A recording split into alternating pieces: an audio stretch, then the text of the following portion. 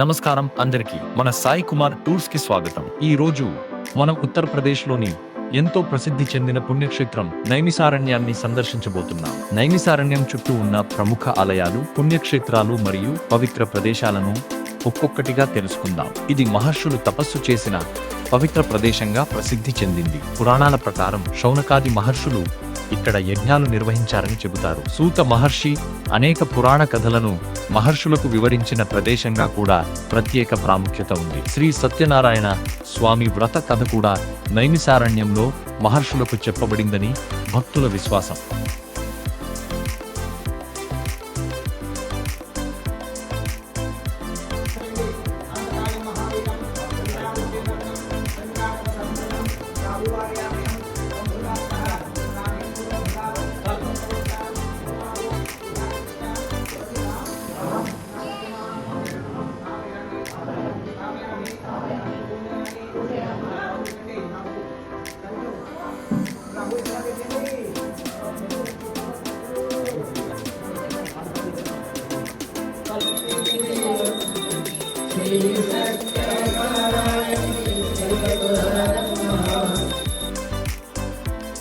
నైమిషారణ్యంలో చక్రతీర్థం, లలితాదేవి ఆలయం, రుద్రకుండ్ మరియు గోమతి నది వంటి ముఖ్యమైన దర్శనీయ ప్రదేశాలు ఉన్నాయి. చక్రతీర్థం నైమిసారణ్యంలో అత్యంత ముఖ్యమైన ప్రదేశం.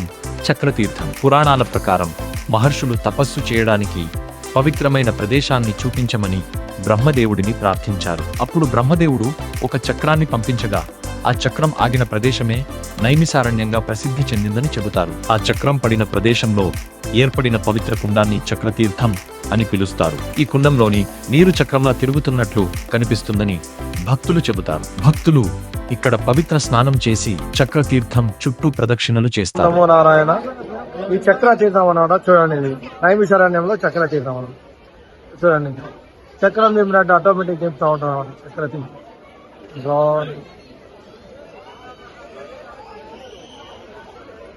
మామా తొమ్మిదిలో అందరం ఒకటేసారి చక్ర తీర్థం అన్నమాట. చక్రంలా దింపుతాం అన్నమాట. ఇది నైమిషారణ్యం.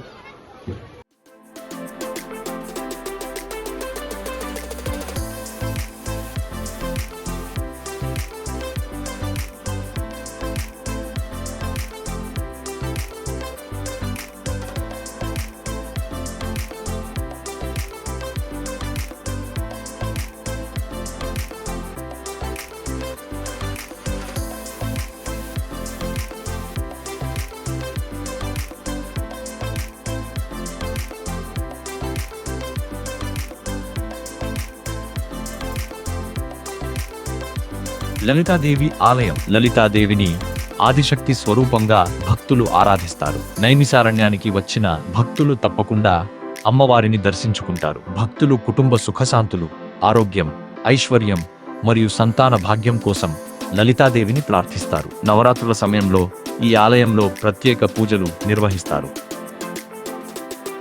రుద్రకుండ్ నైమిసారణ్యంలో దర్శించవలసిన మరో ముఖ్యమైన ప్రదేశం రుద్రకుండ్. దీనిని రుద్రావర్త్ అని కూడా పిలుస్తారు.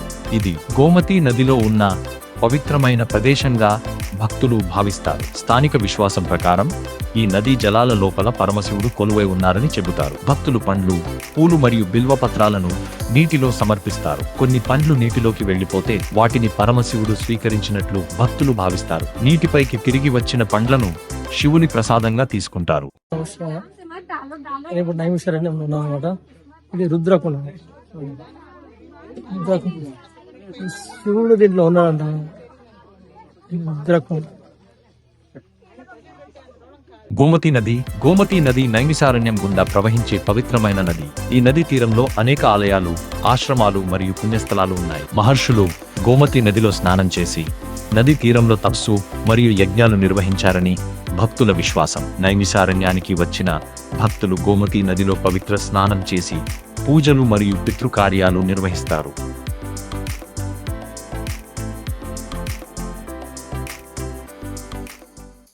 జై శ్రీరామ్.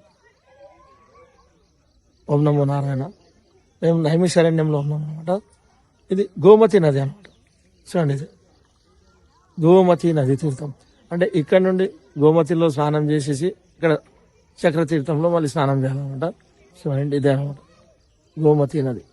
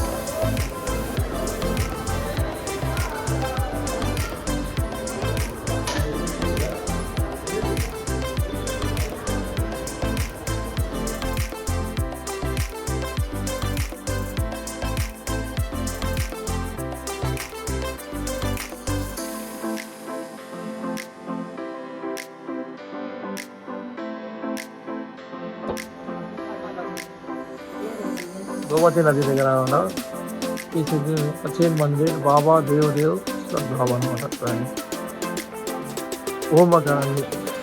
హోమగుండం అనమాట. హోమగుండం ఇది ఎప్పుడు నడుస్తూ ఉంటాం. సంవత్సరానికి 12 నడుస్తూ ఉంటాం.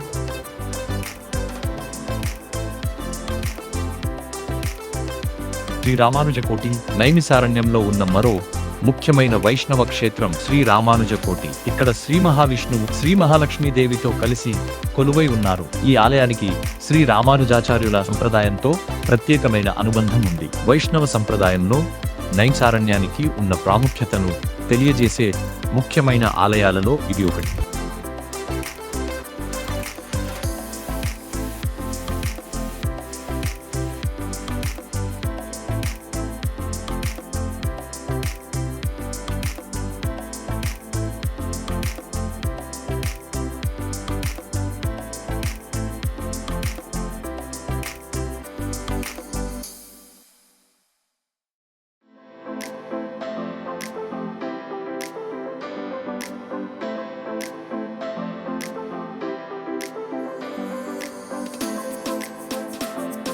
శ్రీ నవనరసింహ ఆలయం. ఈ ఆలయం అహోబిల మఠ సంప్రదాయంతో అనుబంధం కలిగి ఉంది. నరసింహస్వామి శ్రీ మహావిష్ణువు యొక్క ఉగ్ర స్వరూపమైన అవతారంగా ప్రసిద్ధి చెందారు. నైమిసారణ్యంలో ఉన్న ఈ నవ నరసింహ ఆలయం భక్తులకు నరసింహ స్వామివారి దర్శనాన్ని అందించే ముఖ్యమైన పుణ్యస్థలంగా ఉంది.